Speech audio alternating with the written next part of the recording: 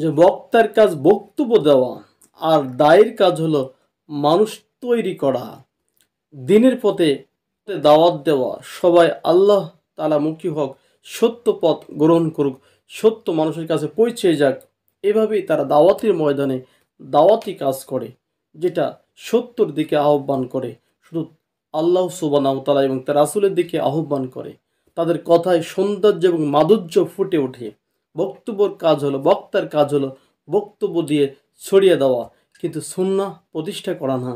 সেই বক্তার কাজ বক্তব্য দিয়ে শেষ করে দেওয়া, কিন্তু একটা সুন্নাত প্রতিষ্ঠা করা অত সম্ভব নয়।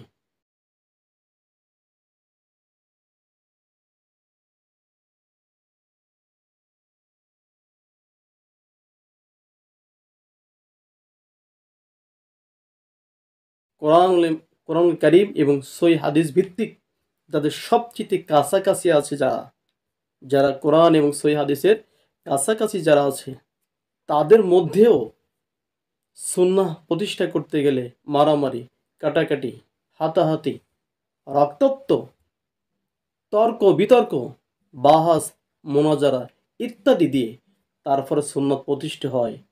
ওই যে বা যারাই বাহাস মোনাজারা করে তারা কিন্তু প্রতিষ্ঠা করে না। মার খাওয়ার পর এক পর্যায়ে একদল যখন চুপ থাকে তখন জিনিসটা প্রতিষ্ঠিত হয়ে যায়, যা বাস্তবতা গোটা বাংলাদেশে ২৪ পর্যন্ত যা নমুনা দেখিয়ে গেছেন তা তুলনাবিহীন।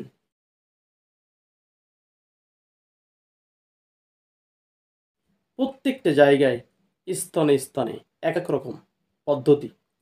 যারা কোরআন এবং সহিহ হাদিসের কাছাকাছি, তাদের মধ্যে যদি সুন্নাত প্রতিষ্ঠা করতে যেয়ে, মুহাম্মদ সাল্লাল্লাহু আলাইহি সাল্লামের একটি হাদিস বাস্তবায়ন করতে যেয়ে যদি মারামারি হয়, কাটাকাটি হয়, বিতর্ক হয়, তর্ক হয়, বিতর্ক হয়, তাহলে কিসের সুন্নাহ? অথচ বলছেন যে যখনই কোরআন, যখনই হাদিস আপনার সম্মুখে উপস্থাপন করা হবে দলিল সহ, তখন মুমিনের কাজ হলো ক্বালু সামিনা ওয়া আতানা, শুনলাম, মেনে নিলাম। এখানে সবচেয়ে উত্তম ব্যক্তির মধ্যে অন্যতম ব্যক্তি, যে আল্লাহ সুবহানাহু ওয়া তাআলার পক্ষ থেকে বাণী পাওয়ার পরে, রাসূল সাল্লাল্লাহু আলাইহি সাল্লামের পক্ষ থেকে হাদিস পাওয়ার পরে সে তা পরিত্যাগ করে অন্য কিছু গ্রহণ করে, সেই যুগের লোকেদের মতো তারা বলতো ক্বালু সামিনা ওয়া আসাইনা, আমরা শুনলাম, পরিত্যাগ করলাম। আজও পর্যন্ত অসংখ্য মানুষ রয়েছে চাক্ষুষ স্বচক্ষে প্রমাণসহ বিস্তারিতভাবে দলিলসহ দেওয়ার পরেও বিশ্বাস স্থাপন করে না, মানে না, এড়িয়ে চলে। ঠিক তেমনি কিছু অঞ্চলের মধ্যে রয়েছে আহলুল হাদিস বা আহলে হাদিস ঘরোয়া অনেক অনেক মাসলা মাসায়েল এক জায়গায় আছে, আর এক জায়গায় নেই। এক এক এলাকায় এক এক রকমের সুন্নাহ প্রতিষ্ঠিত আছে। কোথাও দুই আজান প্রতিষ্ঠিত আছে, কেউ দেয়, একদল দেয়, আর এক দল দেয় না। সম্মিলিত মোনাজাত, আর একদিকে সম্মিলিত মোনাজাত নেই। একদিকে নারী পুরুষ একসাথে মসজিদে পড়ে, আর একসাথে পড়ে না। এক এলাকায় নারী পুরুষ উভয়ে জামাতের সহিত ঈদের সালাত আদায় করে, অন্য এলাকায় নেই। কোনো জায়গায় মসজিদে পড়ে নারীরা, আবার কোনো জায়গায় মাঠে পড়ে। কোনো জায়গায় নারীরা মসজিদে পড়ে, কোনো জায়গায় পুরুষেরা মাঠে পড়ে। তাহলে নারীদের স্থান মসজিদে আর পুরুষদের স্থান মাঠে। কেউ সাহারির আজান দেয়, আবার কেউ দেয় না। কেউ কোনো তাসবিহ জোরে পড়ে, আবার কেউ পড়ে না। এক একটা সিস্টেম এক একভাবে এক এক জায়গায় প্রতিষ্ঠিত আছে। সবটাই যদি সঠিক থাকে, তাহলে ৩ নম্বর শ্রেণীর লোকগুলা কাদের কাছ থেকে সমাধান নেবে? একদল লোক যেমন এক রাকাত বেতর, এরপরে রাফেল এদাইন, আমিন ইত্যাদি পায়ে পা লাগানো খুঁজে পায়নি, ঠিক তেমনি আলুল হাদিসরা নারী এবং পুরুষ একসাথে ঈদগায় যাবে এখনো অনেক জায়গায় প্রতিষ্ঠা হয়নি, খুঁজে পায়নি। অনেক জায়গায় আজান দিতে হবে, আবার আজান দিতে হবে না, এটা খুঁজে পাইনি। অনেক জায়গায় জুমার দিন ২ আজান দিতে হবে, আবার অনেক জায়গায় আজান দিতে হবে না, এটাও খুঁজে পাইনি। কোনো তাসবিহ কোনো এলাকায় চুপ, কোনো এলাকায় জোরালো, এটা কখনো খুঁজে পাইনি।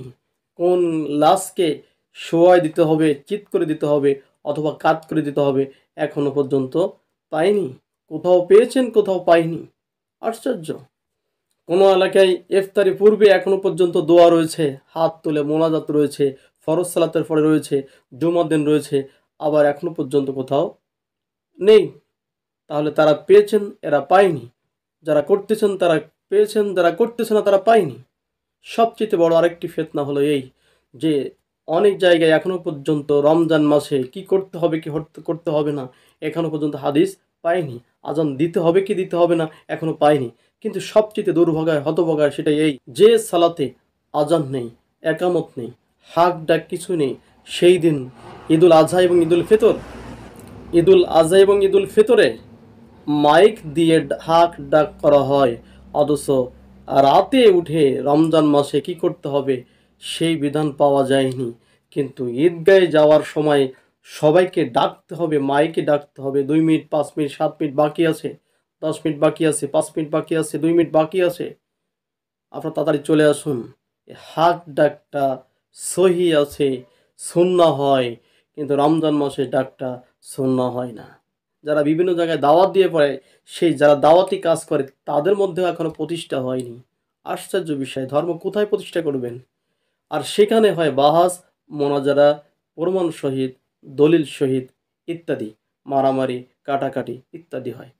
আশ্চর্য বিষয়। তাহলে যারা মাযহাবতন্ত্রে আছে অথবা যারা বিভ্রান্তি আছে তাদের মধ্যে তো হবে স্বাভাবিক, কিন্তু যারা কোরআন এবং হাদিসের কাছাকাছি তারা সুন্নাহ নিয়ে কেন এই সমস্ত কাজগুলো করবে? তারা সুন্নাহর নামে কেন বেদাতের কাজ করবে? যেটা আপনি করেন সেটা হয় সুন্নাহ, আর যেটা করেন না সেটা হয় বেদাত। আপনার পক্ষে যেটা থাকে সেটা হলো সুন্নাহ, আপনার বিপক্ষে গেলে হয় বেদাত। আশ্চর্য, এই ধর্ম আপনার ইসলাম শিক্ষা দেয়নি।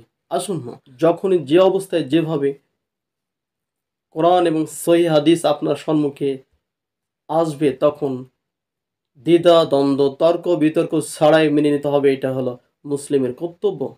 যা একান্ত আল্লাহ সুবহানাহু ওয়া তাআলা মুমিনদের দুইটা বৈশিষ্ট্যের অন্যতম একটি বৈশিষ্ট্য হলো ক্বালু সামি'না ওয়া আতা'না, আমরা শুনলাম এবং মেনে নিলাম।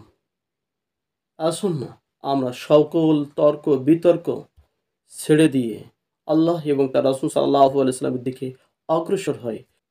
এজম, তরিকা, মতাদর্শ, মত পথ এবং বিভিন্ন ইমামের মত, বিভিন্ন শায়েখের মত পরিহার করে কোরআন এবং সহিহ হাদিসের মানদণ্ডে এসে জীবন পরিচালনা করার জন্য চেষ্টা করুন।